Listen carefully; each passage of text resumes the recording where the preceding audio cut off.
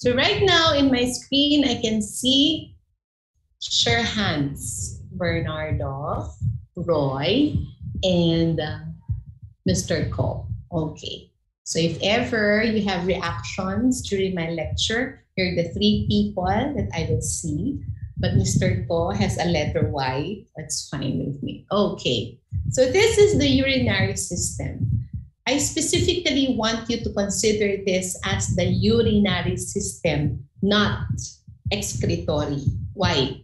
The excretory system may include the skin. Because when we say excretory, you are excreting. The body is excreting something, right? So if this were the kidneys and its other parts, the kidneys will be excreting urine, right? Whereas the skin will be excreting sweat. So I would like you to specifically call this, and I call this specifically the urinary system, because we will be talking about the kidneys and its tracts. The objectives of these lectures are the following. We will discuss very, very few of the functions of the urinary system. And of course, since when I was a medical student, the only thing that I remember about the urinary system is that it receives 25% of blood circulation. Okay, so the renal circulation is very important for us to discuss it. Also, because we are talking about histology here, we will describe the histology of the kidneys, the components of the filtration barrier, the components also, and how the JG apparatus is being organized. And we will include, of course, the histological features of the urinary tract. And for you to understand more, a little of clinical considerations or clinical conditions will be included. Okay. Now, the renal functions, which will be taken up in physiology very thoroughly. I believe there will be about 4 lectures for renal functions only. Okay, 4 or 3. Anyway, this will include the functions of the renal urinary system, will include the regulation and the balance between water and electrolytes. It will also include acid-base balance. And then, of course, the kidneys are very important for the production of urine. Hence, there will be excretion of metabolic wastes along with excess water and electrolytes in urine. Naiingit ako kay Miss Bernardo. Nagko-coffee ka ba, Iha? Yes po. Give me 1 minute. Ay, naka-off yung coffee. Wait lang ha. I'll just get water. Sandali lang. Sandali lang. Nainggit ako sa iyo, Iha. I hope you don't mind. I'll just get coffee. Sige po, go ahead lang po.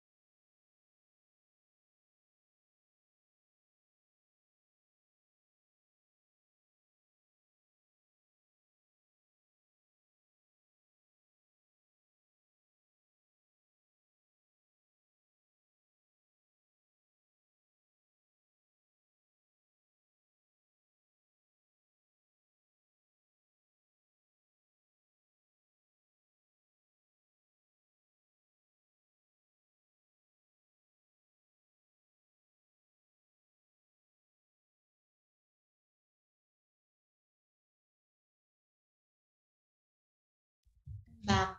Okay, so these are the functions, and then the third bullet will tell us that the kidney also functions to excrete bioactive substances and drugs.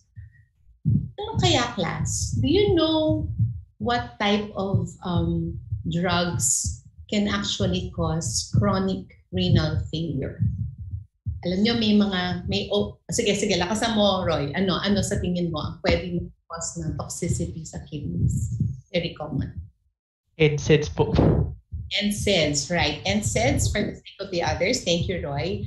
These are the non-steroidal anti-inflammatory drugs. So from that term, anti-inflammatory, usually we call this in layman's terms as painkillers. Diba? Very common yung headache among medical students. My neighbor, doon talaga sa kabilang bahay, no? We had a neighbor before na rin siya, ka-age ko, medical student din siya dati, doktor na rin siya ngayon. He has migraine, so he always popped in mga painkillers. Ayun, buti na lang, he is in the United States now. He was already transplanted with a new kidney. Yun, ganun kasama, no? So if, let's say, class, now that you know about this, please, if the pain, let's say you're suffering for headache, sobrang overload sa lecture, pahinga lang. Take a rest. Kung hanggat kaya, no medications, that's fine. Okay? So, excretion of drugs at the same time. There's also, the kidneys are very important as well for the regulation of arterial blood pressure. And this is secondary, of course, to the secretion of the hormone renin. So kung you are an attending physician and we want to, the patient came to you with a hypertension, one thing to do is to test for blood using BUN and creatinine. Diba? Test din natin yan sa kidney function yan. Okay? Sarap. So another thing is the erythropoietin, secretion of the hormone erythropoietin. Okay. Now, we go to the parts of the urinary system. If your patient, or if we are normal, no, we have 2 kidneys, 2 ureters, 1 urinary bladder, and 1 urethra. Why did I say if we are in a normal world or considered us to be normal? Because some people are born with just 1 kidney. We call that renal agenesis, meaning to say the kidneys did not develop. Okay, and then we have 2 ureters, a bladder. Please be specific with the urinary bladder because bladder could also mean gallbladder. Now, if you will be practicing in the Philippines, no, and you talk to patients, hindi po pwedeng hindi kayo marunong mag-Tagalog. Okay, so urinary bladder in Tagalog is known as bato. Yes, Mr. Kok, it's called bato. And then if it's the gallbladder, it's called abdo. So please be specific with your patients kung ano yung bladder na sinasabi niyo. Is it the urinary bladder or is it the gallbladder? Now, if you have stones in the kidneys, in Tagalog, you call it bato sa bato. Huwag niyong pagtawanan, don't laugh about it because that is the way it goes. Okay? And then we also have 1 urethra.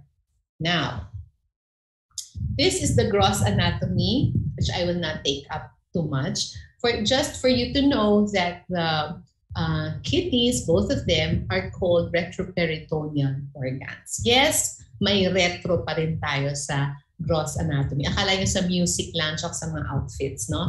Retroperitoneally, they are located. Okay, now let's go to the kidneys. The kidneys have 2 parts, 2 main parts or 2 main sides, or grossly, it will have this what we call concavity here. It is called the hilum of the kidneys. And what are the contents of this concavity? It looks like a cave, no? So the contents are these blood vessels, the artery and the vein. We also have lymph vessels here and the renal pelvis. Okay? So class, pag tinanong ko kayo in the exam, the following are the contents of the renal hilum or the hilum of kidneys, except, and my choices are blood vessels, lymph vessels, renal pelvis, major and minor calyces. So the answer will be letter D, major and minor calyces. Why? Because these are the only contents of the hilum. Did you get that?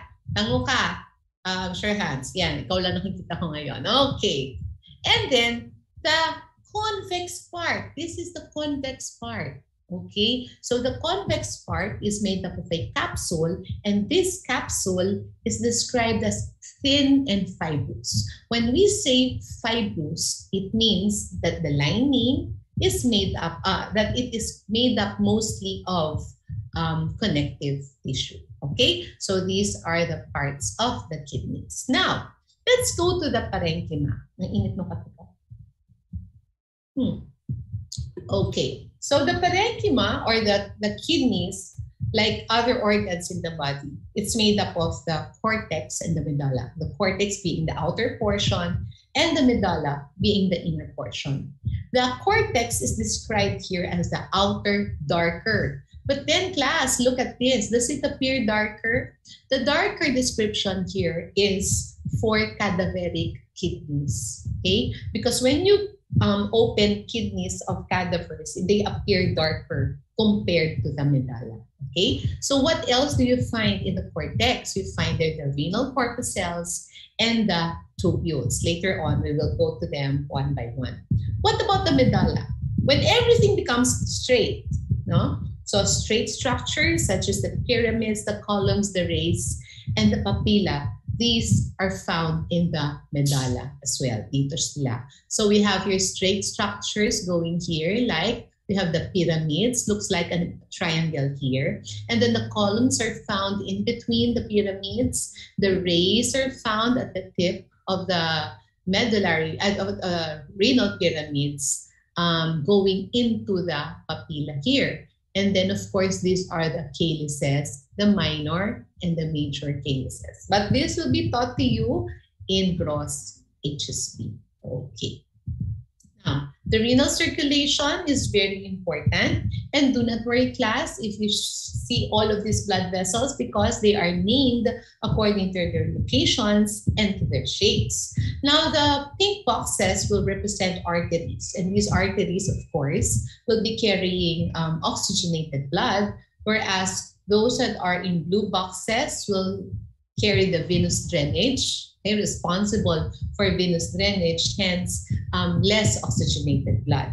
The violet here, okay, di ba yan ang color of the year? Di ko alam kung anong description na sa color of the year. Well, anyway, they are those blood vessels that are intimate with the convoluted tubules and the straight tubules. We begin with the renal artery. So this is the renal artery. It will segment or divide into the segmental artery here.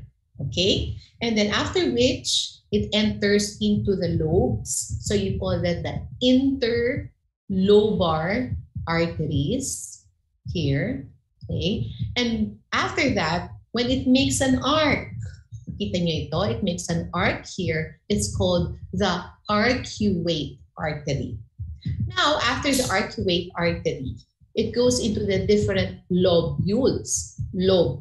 Kaya you call it interlobular artery. That is very different from the interlobar artery compared to the interlobular artery. Okay? Now, after the interlobular artery becomes smaller now, we're entering the cortex already.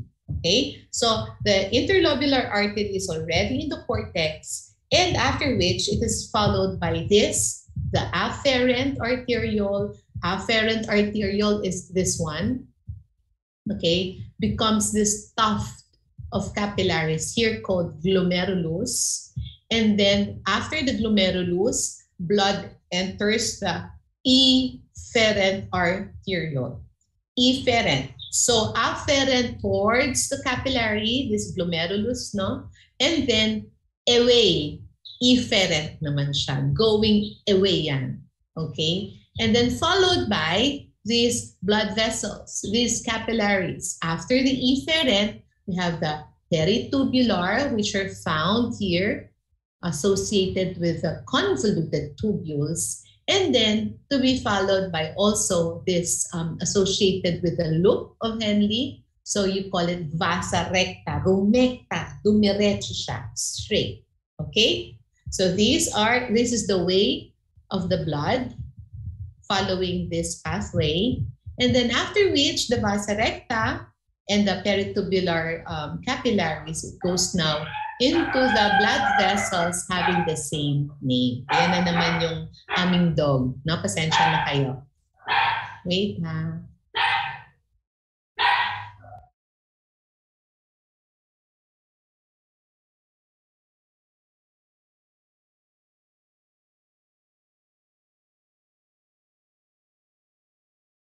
Okay, we killed it already.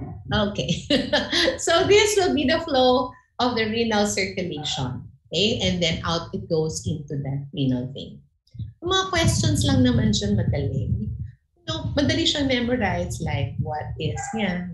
Okay, kung nakikinig kayo, pinoint out ko na.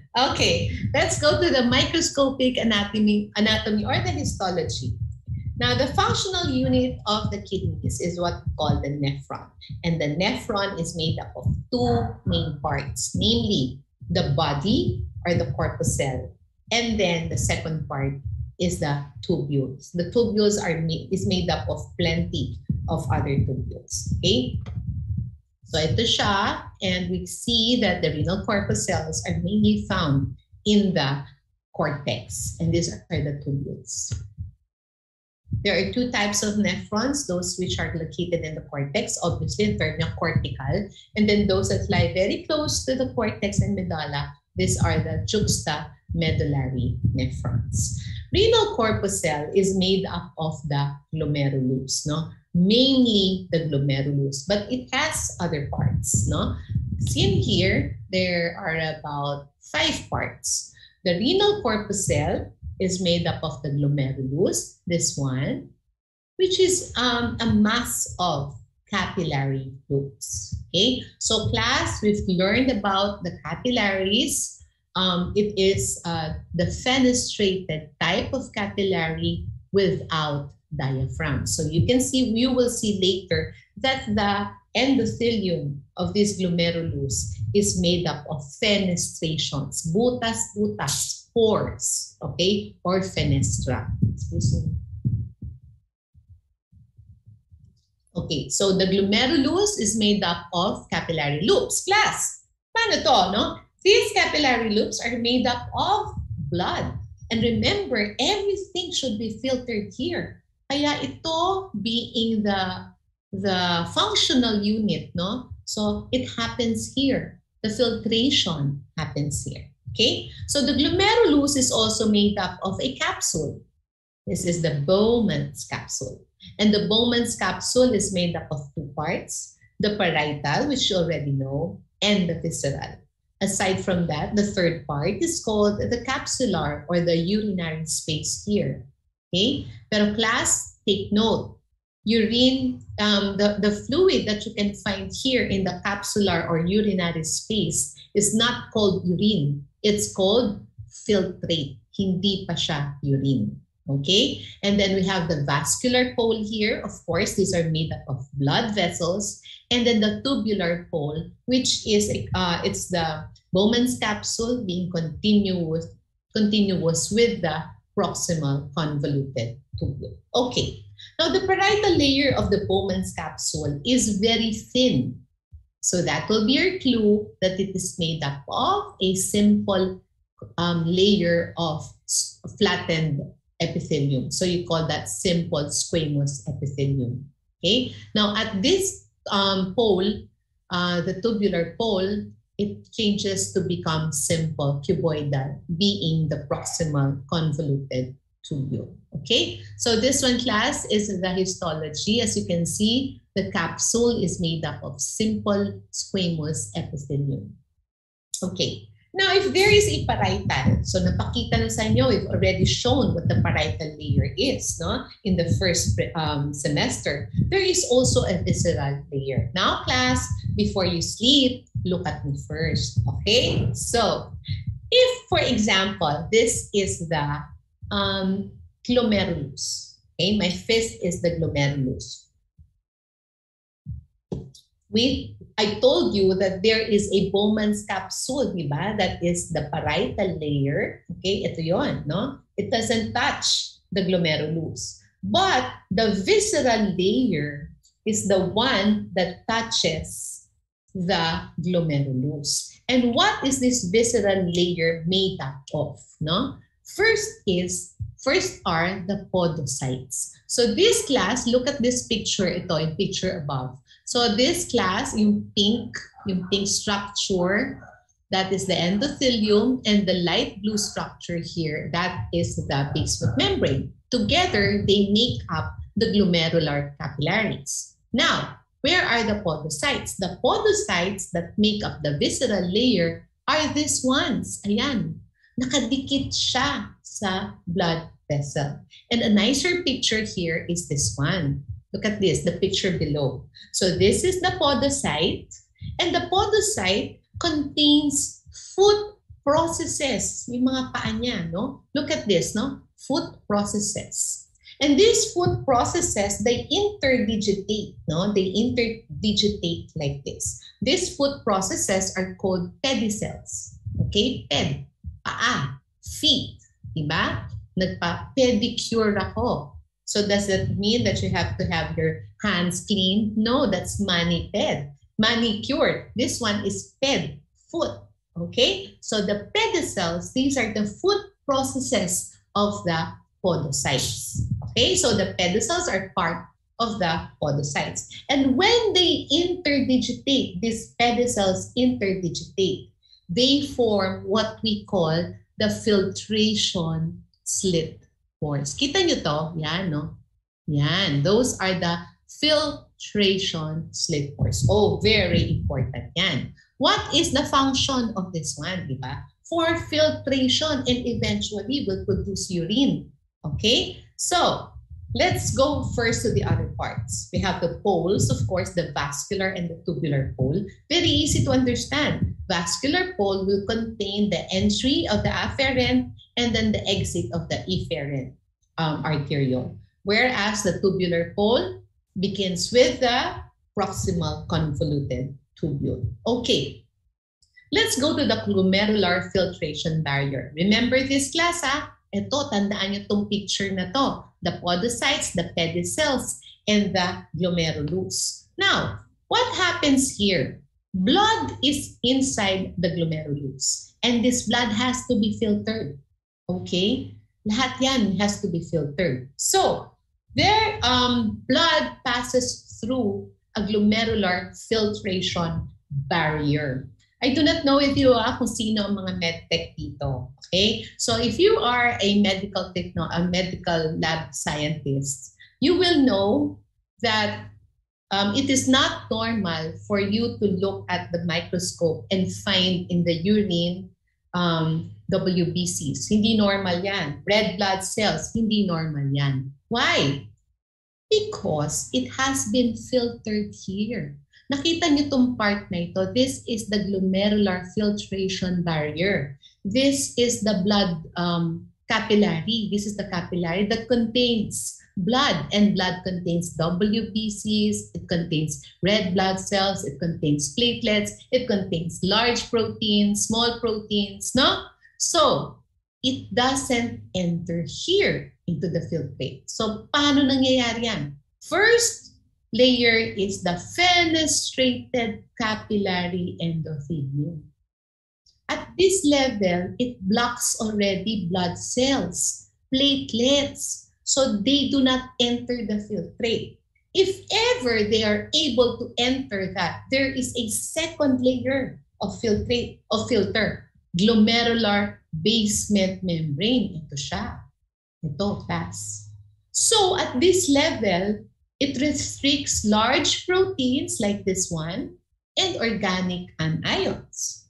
What if, oops, nakadaan sila dyan. There is a third layer and you call that the filtration slit diaphragms, and this time, smaller proteins, smaller anions are filtered. So, what do we have in our filtrate?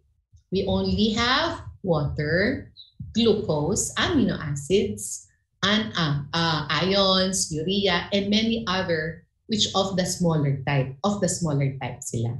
Okay? So ito normal yan that you can see in the filtrate.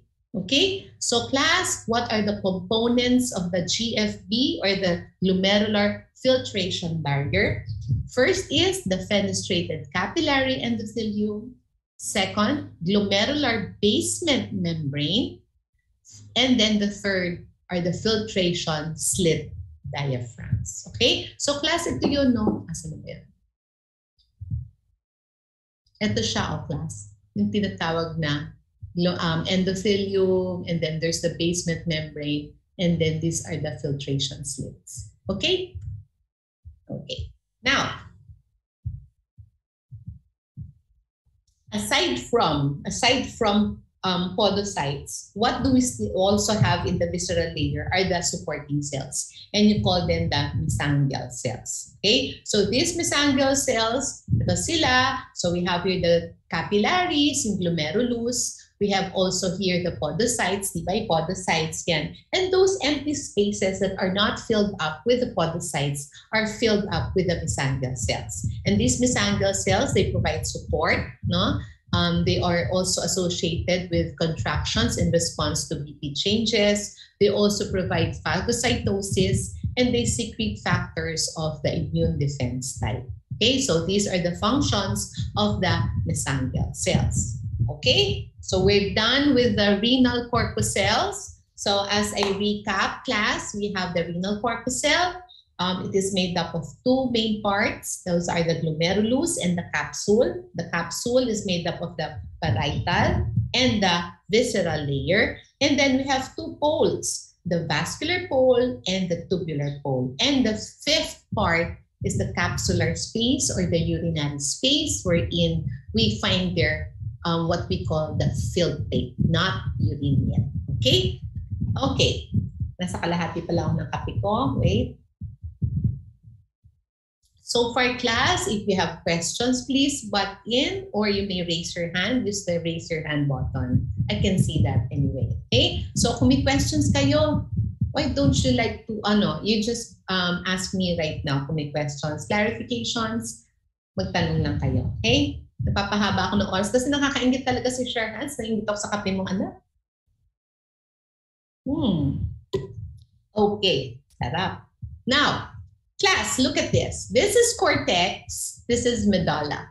And as I have mentioned a while ago, the cortex will contain the nephron. The nephron is composed of the renal corpuscle and the tubules. Okay. So this is the renal corpuscle. That's the glomerulus. And sabi natin, it is followed by this highly convoluted tubule called the proximal. Why is it called proximal? Because it is very near. Actually, it is a continuation of the glomerulus. That's why it is called proximal. Malapit. Diba? This is proximal. The arm is proximal compared to the forearm, right? This is distal already. The same thing here. It is called proximal convoluted tubule because it is very near the glomerulus, followed by the proximal straight tubule, itong violet dito.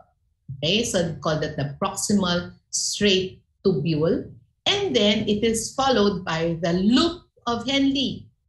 The loop of Henle is made up of two parts, the thin loop and then the thick ascending limb. Okay, yung yellow part. After that, we have the distal convoluted tubule. A little smaller, shorter, lesser convoluted compared to the proximal convoluted tubule. And then we have here, I hope you can appreciate this yellow structure here. You call that the connecting tubule. Okay, connecting tubule. And all connecting tubules will meet in one collecting duct. I hope you heard me. Connecting tubule and then collecting duct. Okay? Yeah. Let's go to the proximal convoluted tubule. As I've mentioned, it is longer, more convoluted, has thicker layers. I mean, it has a fuzz-filled lumen because it is with very long microvilli. So the proximal convoluted tubule is made up of a single layer of cuboidal cells with very long microvilli. And because of this, it forms a very prominent brush border. Look at this picture below. Yan yung tinatawag nating microvilli or brush border. This is so because the function of the PCT is for both reabsorption and secretion. And as you can see, the lumen of the proximal convoluted tubule is fuzz-filled. Hindi nyo na ma-appreciate. You cannot appreciate anymore the lumen here. Okay? And as you can see, the proximal convoluted tubule is also very eosinophilic or acidophilic or very pink, no? Because of the abundance of mitochondria. Pag maraming mitochondria, mas dark ang stains. Okay? So, proximal convoluted tubule, simple cuboidal with plenty of brush borders. Now let's go to the loop of Henle. After the convolution, the PCT continues as what we call a while ago as the proximal straight tubule. Yun, proximal straight tubule. And then it is followed by the loop of Henle. Now, if the loop of Henle is thin, the thin part, no, as you can see here, it has a descending and ascending. It is lined with simple squamous epithelium. Thin nga siya eh. Look at this. Oh. Ito, kita nyo, it is lined with simple squamous epithelium. Then it becomes now as tal. Okay? Thick, ito yun, thick ascending limb. Okay? This is a part still of the loop of Henle, but it is called as thick ascending limb. It is made up of simple cuboidal epithelium. Okay? Okay. So, ayan sila, yung mga dark na yan. There you go. Okay. Now, this is followed by the distal convoluted tubule. Yes, it is also simple cuboidal epithelium. But, if you will read your book, I don't think na meron pa ba nagbabasa ng libro dito when it's my lecture. Ito na lahat at ang binabasa ninyo. Anyway, class, sandali, ubusin ko na lang yung topic ko. Mahirap yun naman pag mainit. Oh. Okay, done. Okay, so this is simple cuboidal. If you will read the text in your textbook, it will tell you that it is made up of simple cuboidal without brush border. But, listen to me, not done yet. If you will look at the pictures, if you will look at the table, it says there, it contains short microvilli. And look at this picture, galing yan sa Junquera. It says there, short, sparse microvilli. So for the purpose of uniformity, we will consider that the distal convoluted tubule is made up of simple cuboidal epithelium with sparse microvilli. So simply put, it has microvilli. But because they are short, they are sparse, the lumen appears to be empty. Okay? Shorter siya, tsaka smaller ang mga distal convoluted tubule. And it is very important for the rate of sodium absorption is regulated here at the distal convoluted tubule by aldosterone. Okay, so both proximal and distal have brush borders, but then you will just have to quantify. You have to know kung ano itsura nila. Okay, now the JG apparatus is made up of 3 parts. Okay? Gising muna kayo. Tignan nyo ako ulit. Okay? You have to look at me. No? The GG apparatus is composed of 3 parts. Okay? How is the macula densa formed? This is DCT. Remember DCT, distal convoluted tubule. It is made up of simple cuboidal epithelium, right? With few brush borders. And let's say this one is the arteriole. Okay. There is a portion here that the DCT comes in contact with the arteriole. Okay. Now, when this contact is seen, no? Nangyari yung contact na yan. The lining epithelium in that portion, which is simple cuboidal, becomes palisades, meaning dikit-dikit, no? Palisades of columnar cells. That portion only. The rest is simple cuboidal. But that portion that comes in contact with the arteriole becomes palisades of columnar cells. These palisades of columnar cells is now what we call the macula densa. And it is a specialized sensory structure that is important in the regulation of blood flow and keeps the glomerular filtration rate constant. So tandaan ninyo that macula densa is a specialized sensory structure. Okay? So the macula densa, dati siya DCT. Okay? Next, second component, GG granular cells. Okay. So, ito yung DCT, ito yung arteriole. Now, the arteriole is a blood vessel, right? And blood vessels are made up of 3 layers. We have tunica intima. Sabayan nyo ako ha, sa isip ninyo ha. You have tunica intima, tunica media, and tunica adventitia. Now, the GG granular cells, ito siya, arteriole. The tunica media, which is made up of smooth muscles, become modified as granular cells. Nagiging granular cells sila, yung smooth muscles at that portion.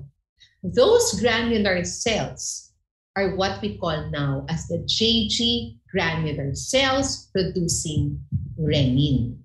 Okay? So we have already the macula densa, the GG granular cells, and the third component, the lacy cells. Hindi yan tamad. Hindi yan lacy. It's called lacy cells. These are mesangial cells. No? Sabihin ng supportive cells. But they are found outside the glomerulus. So you call them extraglomerular mesangial cells. They provide support, they provide contraction and defensive function of the cells inside the glomerulus. Okay? So outside pala the glomerulus to. So class ha, tandaan ninyo, lacy cells are also supportive cells. Supporting cells sila. Extraglomerular mesangial cells. Okay? Pero hindi siya kita sa HNE. Hindi siya masyadong obvious. Okay? So what is the GG apparatus all about? It utilizes feedback mechanisms to regulate glomerular blood flow. Diba? Trabaho ng macula densa. Keeps the rate of the glomerular filtration constant. The GG cells that were once smooth muscles of the arteriole, they become granular cells. They produce renin, important for blood pressure, regulation of blood pressure. So what are the components? Macula densa, GG granular cells, and the lacy cells. Lacy cells are extraglomerular mesangial cells. Okay? Okay. Class, I hope you can appreciate this one. Kita itong purple dito. That's the DCT coming in contact with the arteriole. Kita nyo to? So that is where the GG apparatus is located. Na? Kita nyo yan. Circlean nyo siya. Okay? So we go now to the connecting tubules and collecting ducts. As I have mentioned a while ago, connecting tubules are this ones, yung yellow. And then the collecting duct is this one. Okay? So the connecting tubules and collecting ducts, the collecting tubule, CT, is the last part of the nephron. So it carries the filtrate to the collecting system. And then you will know in physiology that a lot of things still happen in the collecting system. Okay, so they are lined with a mixture of these two types of cells. Actually, class, pagka nasa connecting tubule pa lang tayo, this one, it is simple cuboidal. But then when it becomes larger to become the collecting ducts, it's already a mixture of cuboidal to columnar, eventually becoming columnar. Pero to make it safe, pagka collecting ducts and connecting tubules, it is lined with simple columnar epithelium. Okay? So pag tinanong kayo sa exam and they point out this one, ito class, so columnar yan. So you call that the collecting ducts. Okay? Please answer collecting ducts para safe sa inyo. That's simple columnar epithelium. Okay? And they are made up of these two types of cells, the principal cells and the intercalated cells, no? So principal cells, they are columnar, they are pale staining, and they are rich in this integral membrane proteins called aquaporins. So para mabilis ang, they serve as water molecule channels, itong aquaporins na yan. So when may nag-question sa akin student last time, ma'am, where is the intercalated cell here and the principal cell here? Actually, you cannot differentiate. Okay, we will not ask that also. So principal cells, they are pale staining columnar cells. Okay, so also at the level of the collecting ducts and tubules, the antidiuretic hormone makes it more permeable to water. Intercalated cells, these are darker in stain. Pero both of them, they make up the collecting ducts and the connecting tubules. Okay, so clinical correlation. So glomerulonephritis is an inflammation within the glomeruli. Class, ito, aaralin nyo naman to in pathology sa second year. You'll be exhausted with a lot of diseases associated with the glomerulus. Okay, so very common dyan yung mga acute glomerulonephritis, no? So there is a deposition of circulating complexes, antigen-antibody complexes. Another one are the stones, no? Renal calculi. These are called the kidney stones. And they are formed in the pelvis or in the calyces. Most of the time, class, these are asymptomatic. Maraming pasyente, may bato na pala. And when you look at the ultrasound, there are kidney stones, but then the patient is asymptomatic. If only those stones pass through, let's say, the ureter and nicks the mucosa of the ureter, that's the only time the patient will experience extreme or excruciating pain. Okay, so what do we do with renal calculi? It is surgically removed. Pero right now, hindi na in-open yan. We just do lithotripsy. We put a machine at the back and then it will destroy the stones and put into fragments until eventually you urinate them in the form of parang sandy structures already. Okay?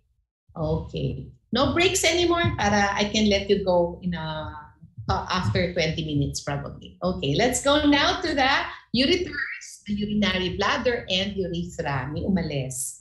Okay, so we're done with the kidneys, one on each side.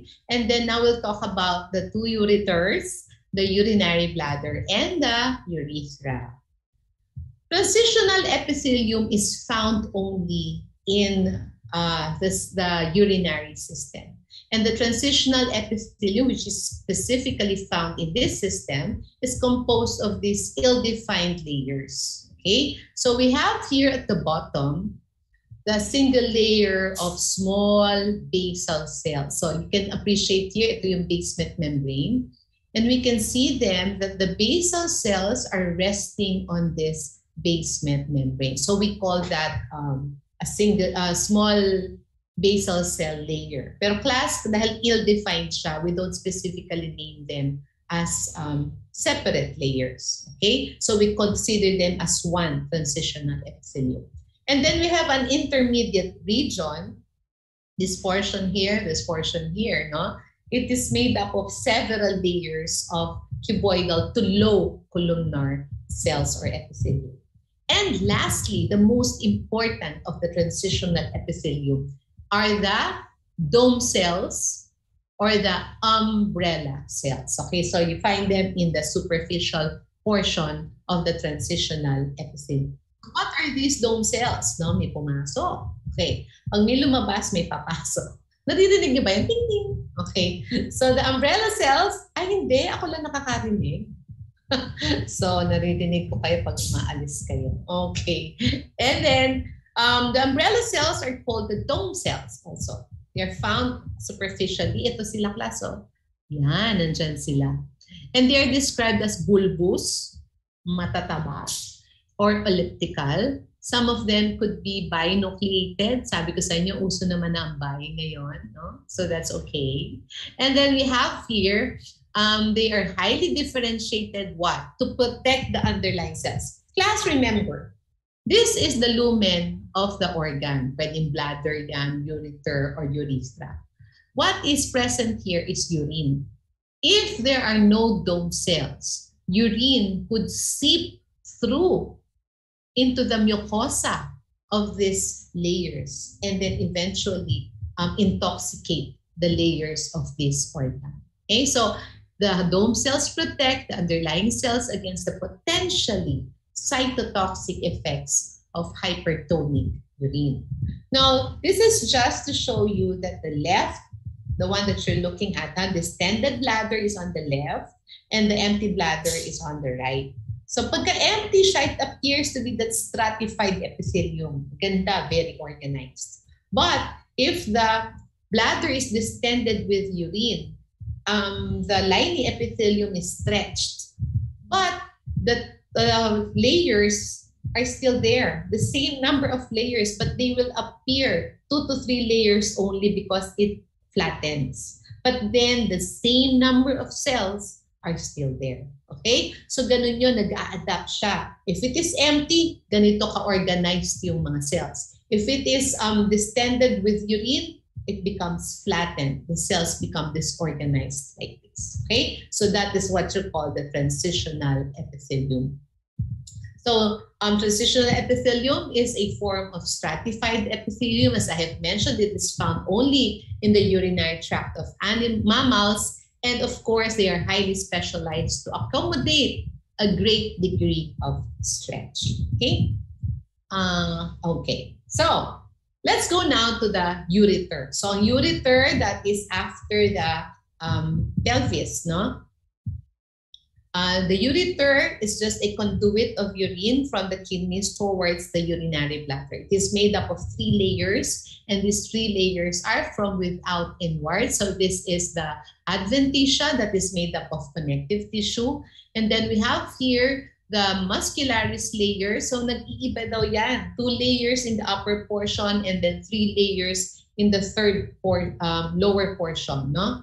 Okay, so nakalagay dyan 2 layers of smooth vessels with the 3rd layer in the malapit na siya doon sa baba, no? So actually, class, this means that it has a very thick layer of smooth muscles. Why? It has to move in peristaltic waves para the urine from the kidneys will move towards the urinary bladder. Okay, so 2 layers at the upper portion and then a 3rd layer will happen at the lower portion of the ureter. And then the mucosa, of course, class, is made up of lining epithelium, which is transitional. And then we have here, itong portion na ito, we call that the lamina propria.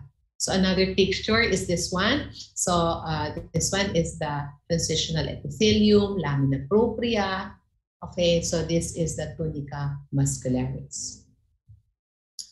Class, itong ureteral constrictions will be discussed thoroughly in gross. Okay? Ang ibig sabihin lang yan, these constrictions are the common areas where stones could be lodged.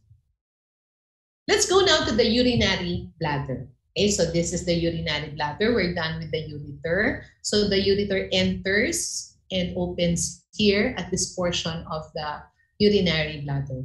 And then the bladder, the urinary bladder, has this very thick layer of smooth muscles, collectively called, favorite question ko rin yan, the trusor muscle. The trusor muscle is spelled with a single S, okay? The trusor muscle. When I was a medical student, there were only 3 layers of the urinary bladder. Ngayon, 4 na siya. Okay? So, nadagdag yung submucosa. So, the urinary bladder is made up of 4 layers, the mucosa, submu, muscularis, and the tunica adventitia. So, we have here the lining epithelium, which is transitional, followed by a dense irregular connective tissue of the lamina propria.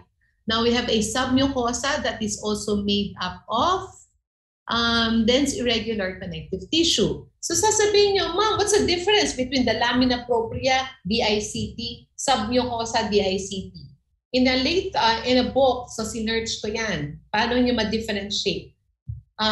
There is a very small layer of smooth muscle, muscularis mucosa, between these two, between the lamina propria, DICT, and the submucosa, DICT. Okay, now the detrusor muscle makes up the muscularis layer, and then the adventitia, dekahon na yan, alam na natin kung ano yan. It contains arteries, veins, and lymphatics, of course. Cancel this slide. Dapat alisin ko to. Do not include this. Do not include. Dapat alisin ko na yan. Do not include that one. Okay. Now we go to the urethra. Malapit na matapos, no? The urethra is different in the male and it's different with the females, no? In the females kasi ito sila. Look at this. Ayan, that's the female urethra. Whereas the male is this one. It's longer. Okay? So what's the difference? The female urethra is just very small, 4 to 5 centimeters long. And it is purely a urinary organ. Ano lang ba dumadaan? What passes through the female urethra? Of course, urine only. Okay, the lining epithelium, although it is very short, no, it differs from its segment pa. The first portion is transitional epithelium, and then the second portion, going down to the outer portion, is made up of a combination of stratified squamous to pseudostratified columnar epithelium. Okay, and then in the male, on the other hand, it's longer. And then it is both a conduit for seminal fluid and urine. What's the difference between the two? Not much, but then in the males, you can appreciate you can see that it pierces through what we call the cavernous spongiosum, or the cavernous spongiosum. Okay, so that pierces the male urethra, pierces the cavernous spongiosum. Okay, so this is the male urethra that is made up of 3 parts. It will be discussed thoroughly in the male reproductive system, histology of the male reproductive system. Pero syempre, lining epithelium-wise, we have 3 parts: the prostatic, a very small membranous, and then the spongy urethra. The prostatic urethra is purely transitional epithelium. The membranous urethra is a combination of stratified columnar and pseudostratified epithelium. And the last, of course, the spongy urethra. So in this picture, you will just see that out of the 3 erectile tissues, the spongy urethra pierces through the cavernous spongiosum. Okay? And it is about 15 centimeters long. It is made up of or lined by stratified columnar and pseudostratified columnar. But class, remember, distally, pag palabas na into the skin, it becomes now stratified squamous epithelium. Okay, so this is spongy urethra. What do you see in this picture? So this, class, I hope you can see those white structures there. Nakikita nyo yan, yung mga outpocketings na white na yan. Those are what we call the lacuna of Morgagni. Okay. Question, class, in the practical, pag sinabihan kayo, when you are shown this one, question will always be qualified. For example, example ng practical exam question. If this were the first portion of the male urethra, isipin nyo na kagad, what is its lining epithelium? So your answer will be transitional, di ba? Kasi yung middle portion, last portion, it's no longer transitional. It's stratified columnar to pseudostratified, okay? Such questions, no? So if let's say, if this were the distal portion of the male urethra, what is its lining epithelium? Your answer could be stratified squamous non-keratinized epithelium already, using the same picture, okay? So anyway, in the lamina propria, you can appreciate class here. Can you see this?